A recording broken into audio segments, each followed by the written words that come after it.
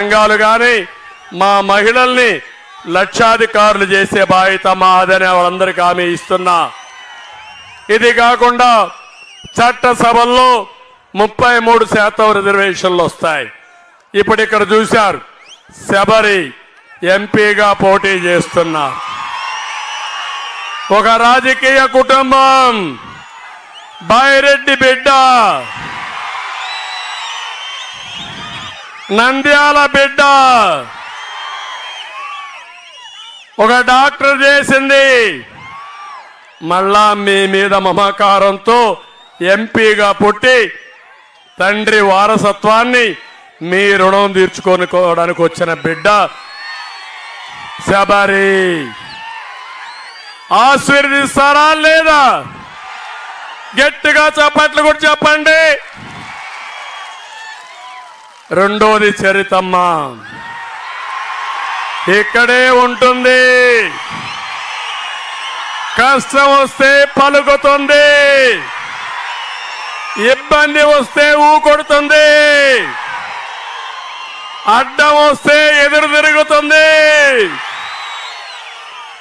మనిషి మెత్తగా ఉంటుంది కానీ పనుల్లో మాత్రం చాలా దిట్ట.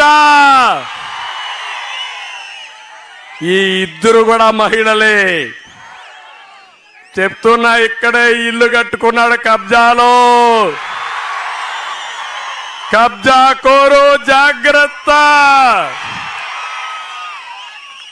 మా శబరి, చరితమ్మ, దుర్గా దేవుల మారిగా పోరాడతారు. భూబకాసురుని తుదముట్టిస్తారు. చెయ్యాలనా లేదా తమ్ముళ్ళు అని అడుగుతున్నా. మన దాంట్లో మీరు చూస్తే రెండోది యువత. పిల్లలు ఉద్యోగాలు కావాలనా? జాబు రావాలంటే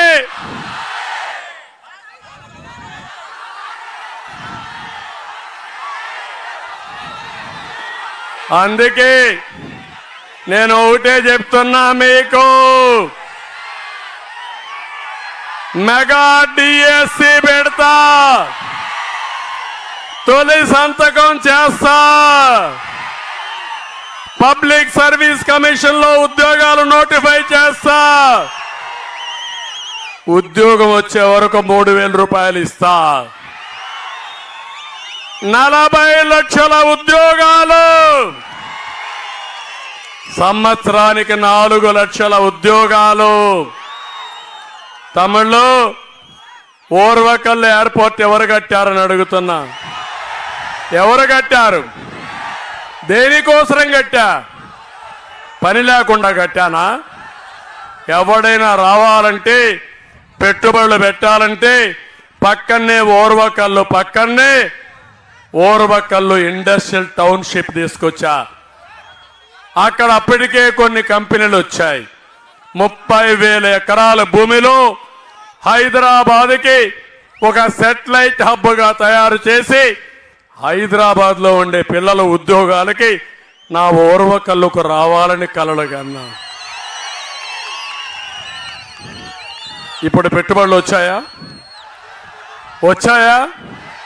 పారిపోయినాయా లేదా? వస్తాయని నమ్మకం ఉందా మీకు?